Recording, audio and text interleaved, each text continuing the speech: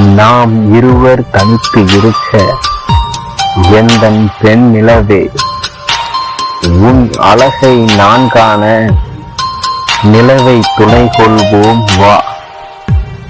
நட்சத்திரங்களை எண்ணி நம் நாட்களை கழிப்போம் வா.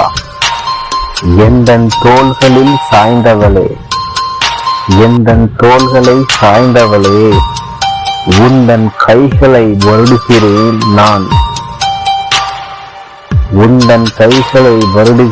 நான். என்னை அறியாமலே எந்தன் இதயம் திருடுகிறாய் நீ.